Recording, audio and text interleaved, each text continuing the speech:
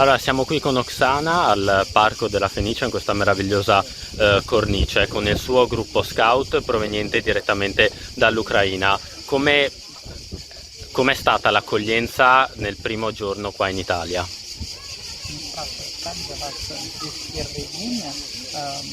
Вас приветствовали все здесь в Италии, скауты італійські? Нормально, хорошо, плохо?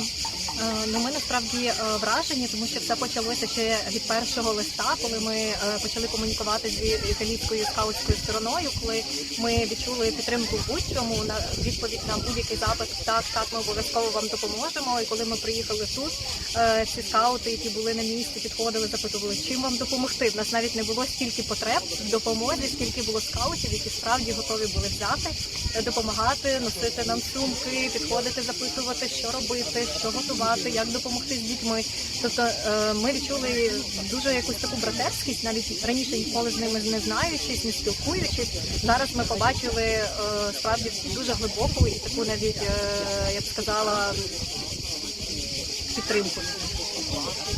Dal primo momento in cui noi siamo venuti qui, non solo da quel momento, ma anche dal momento in cui abbiamo iniziato a parlare, prima tramite mail e così via, tutti quanti ci hanno accolto molto bene. In più, quando siamo venuti qui ci hanno accolto anche fin troppo bene, non eravamo neanche noi preparati ad avere tutta questa accoglienza, questo supporto da parte degli scout che sono venuti, ci hanno aiutato a prendere i vestiti, a prendere le cose, a portarci le borse, a spiegarci tutto, ci hanno proprio coccolati molto e noi ringraziamo molto per tutte queste cose. Per i prossimi 10 giorni si starà quindi qui a continuare questo campo scout. Le attività scout in Ucraina come proseguono o non proseguono?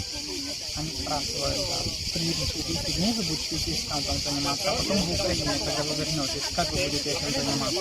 Можно еще заниматься этим? В Україні в нас зараз проходять заняття. Більшість наших занять відбуваються онлайн. Діти розкидані в Європі, розкидані по Україні, і сестрички, виховниці з ними зустрічаються, організовують для них різні заняття. Вони, на жаль, менше пов'язані з практичним скаутингом, виживанням в природі. Але вони для нас найперше це кожного дня ставати кращим. Це наше таке скаутське гасло. І заняття відбуваються незалежно від того, яка зараз ситуація в нас. Тобто, якщо ми можемо забезпечити безпечне включення онлайн, щотижня діти зустрічаються і бачаться зі своєю виховницею і з іншими дівчатками із свого гуртка.